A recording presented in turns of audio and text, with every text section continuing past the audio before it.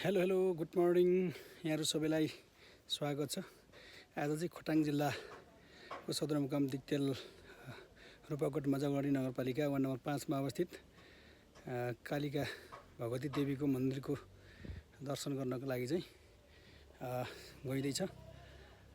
दिक्तेलको बसाइ चाहिँ 3-4 दिन भइसकेको छ र यो मन्दिरको दर्शन गर्ने भनेको त्यतिकै भइरहेछ र आज चाहिँ ठ्याक्कै साइज जुरेको छ र अगाडि बढ्दैछौँ। यहाँको सिँढीबाट चाहिँ हामी अगाडि बढ्दैछौँ। यहाँको सिँढी चाहिँ टक्क धेरै लामो छ, त्यो चाहिँ सर्ट रूपमा चाहिँ रहेको। अगाडि बढ्दैछौँ हामी। हेलो गुड मर्निङ सबैमा, शुभ बिहानी। आज चाहिँ खोटाङ जिल्लाको सदरमुकाम दिक्तेल रूपाकोट मजागढी नगरपालिका वार्ड नम्बर 5 मा रहेको कालिका भगवती देवीको दर्शनको लागि अलिकति बिहानभन्दा अबेर भएको छ। हामी यसरी अगाडि बढ्दैछौँ। दिक्तेलको बसाइ 3-4 दिन भइसकेको र यहाँ मन्दिरको दर्शन गर्ने चाहिँ सायद नजुरेको र आज जुरेकाले अगाडि बढ्दैछौँ। देवीस्थानमा जाने सिँढी चाहिँ अलि लामो छ, उकालो छ। त्यस कारणले भिडियो लामो हुन्छ भनेर टुक्राएर पार्ट बनाएर लगाउने छु, हेरिदिनु होला। ठाउँ ठाउँमा यसरी प्लेकार्डहरू राखिएको छ, यसले नि सुन्दर बनाइरहेको छ। माथिबाट खिचेको दिक्तेल बजार चाहिँ यस्तो देखिने रहेछ। सुन्दर नगरी दिक्तेल बजार हो। प्लास्टिक प्रदूषण निर्मूल पारौँ, सके पुनः प्रयोग नसके बहिष्कार गरौँ भनेर नगरपालिकाले यसरी टाँसेको। तीर्थयात्रीहरूलाई चाहिँ गलेको अवस्थामा विश्रामको लागि प्रतीक्षालयको पनि निर्माण गरिएको रहेछ। यहाँबाट चाहिँ अझ माथि नै पुग्नुपर्ने अवस्था छ। हाम्रो हिँडाइ चाहिँ लगातार अगाडि बढ्दैछ बिस्तारो। चिसो पनि छ र सँगसँगै श्वास प्रश्वासमा पनि समस्या ल्याएकोले बिस्तारो हिँड्दैछौँ। गलिसकेको छ, आधी बाटो पनि आइपुगेको छैन। यात्रा अगाडि बढिरहेको छ। दिक्तेल रूपाकोट मजागढी नगरपालिकामा यहाँलाई हार्दिक स्वागत छ। जानको लागि सिँढी चाहिँ एकदम राम्रो बनाइएको छ र वरिपरि फुलहरू पनि लगाएर सजाइएको रहेछ र फुलहरूको चाहिँ यतिखेर फुलिसकेर सुक्ने सिजन रहेछ। त्यही भएर अलिकति सुकेको जस्तो देखिएको छ। तर जस उकालो चढ्नलाई थोरै गले पनि रमाइलो फिल भइरहेछ। पर्यटकीय सेवा सुविधा र सुरक्षामा गुणात्मक सुधार गर्नु नगर र नगरवासीको पहिलो शर्त हो भनेर पनि यहाँ प्लेकार्ड यसरी टाँसिएको छ। गलेर सिँढी अट्ठाउनु पर्ने अवस्था सिर्जना भइसकेको छ।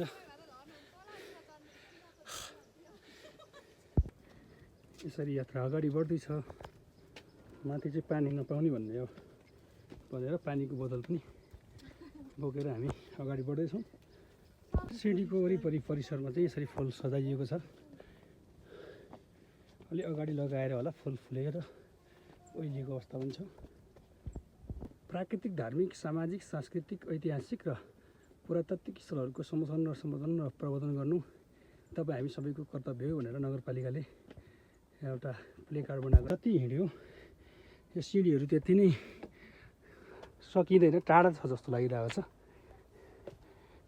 व्यवस्थापन पक्षको थोरै कमजोरी चाहिँ यहाँ फोहोर व्यवस्थापन देखिएको छ। यसरी डस्टबिन भरिएर बाहिर गएको अवस्था रहेछ। यसलाई चाहिँ अब सम्बन्धित निकायले चाँडोभन्दा चाँडो ध्यान दिएमा अझ परिष्कृत र राम्रो हुने देखिन्छ। यहाँ चाहिँ यसरी आफूले प्रयोग गरेको अर्थात् ल्याइएको प्लास्टिक जनी, सिसा जनी लगायतको अन्य फोहोरहरू सार्वजनिक स्थलमा राखेको डस्टबिनमा प्रयोग गर्नुहोस् भनिएको छ। अब चाहिँ हामी मन्दिरको परिसरको नजिक गेटमा लागेका छौँ। दिक्तेल बजार तपाईँलाई कस्तो लाग्यो भनेर चाहिँ क्वेसन सोधेको रहेछ। फाइनल्ली मन्दिरको गेटमा हामी आइपुगेका छौँ। गेटको बोर्डमा चाहिँ यसरी खुट्टा भरेर लेखिएको रहेछ। हाम्रो यात्रा अब यसरी अगाडि बढ्छ। गेटबाट हामी अगाडि बढ्दैछौँ। अझ देवीथानको गेटबाट चाहिँ हाम्रो सुन्दर नगरी दिक्तेल बजार यस्तो देखिँदो रहेछ। हामी मन्दिर दर्शनमा 3जना निस्केको छौँ अझ सट्ट अलिक समय चाहिँ लेट भएको छ। माथिबाट दिक्तेल बजार पनि यस्तो देखिन्छ।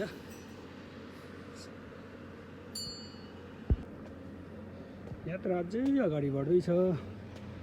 देवीथानको केही झलकहरू केही सङ्केतहरू यहाँ देखिन थालिएको छ। त्रिशूल गाडिएर चाहिँ पूजा गरेको रहेछ। मन्दिरको वरिपरि परिसरमा चाहिँ यसरी विभिन्न प्रकारको व्यायाम गर्नको लागि खेल्नको लागि चाहिँ बनाइएको सामग्रीहरू रहेछ। पहिले एकचोटि आएको थियो त्यहाँभन्दा आएको थिएन, निकै नै सुधार भएको देखियो।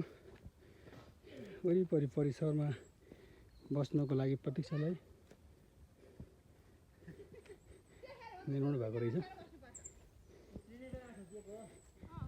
तपाईँ दिक्तेल आइसक्नु भएको छ, दिक्तेल रूपाकोट मजागढी नगरपालिका आइसक्नु भएको छ भने यहाँ रहेका प्रमुख गन्तव्यहरू चाहिँ यो बोर्डमा चाहिँ टाँसिएको छ। यो चाहिँ यसरी अब खेल्दै हुन्छ व्यायामवाला।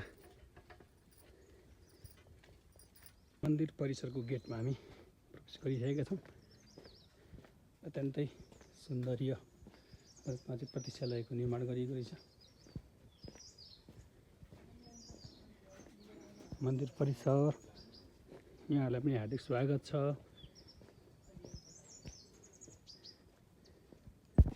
मन्दिर परिसरभित्र हामी प्रवेश गरिसकेका छौँ।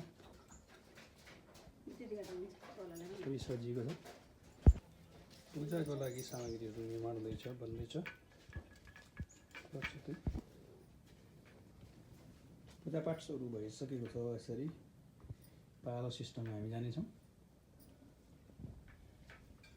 कालिका भगवती मन्दिरभित्र चाहिँ हामी प्रवेश गरिरहेका छौँ।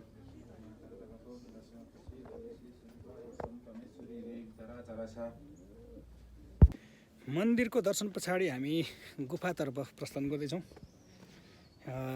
गुफा नजिक पुगिसकेका छौँ। यहाँहरूलाई म गुफाको पनि दृश्य अवलोकन गराउनेछु। पनि स्वागत गर्दछौँ।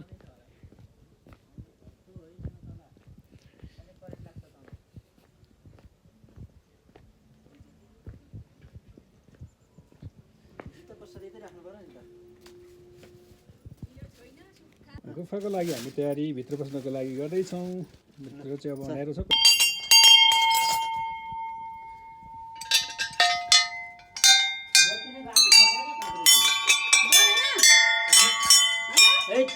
भ्यू टावरबाट दिक्तेल बजार निहाल्दाखेरि अहिले घामले गर्दाखेरि हल्का छाया परेको अवस्था छ। भ्यू टावर नजिकबाट चाहिँ सेल्फी लिने क्रममा दिक्तेल बजारलाई यहाँबाट निहाल्नेछौँ। तल छाया पऱ्यो घामले ठ्याक्कै दिक्तेल बजार चाहिँ अब यहाँबाट आउने हाम्रो सिडी पनि देखिएको छ। मेरो दर्शन पछाडि अब हामी लगभग फर्किसकेका छौँ। गेट फर्किने क्रममा गेटको अवलोकन गरेर हामी अगाडि बढ्छौँ। अब यसरी झर्नेछौँ सिडीबाट मन्दिर दर्शन पछाडि। फाइनल्ली देवीको दर्शन पछाडि हामी अब चाहिँ फर्किनेछौँ। सिडी लामो छ, ओह्रालो झर्न त छिटै हुनेछ।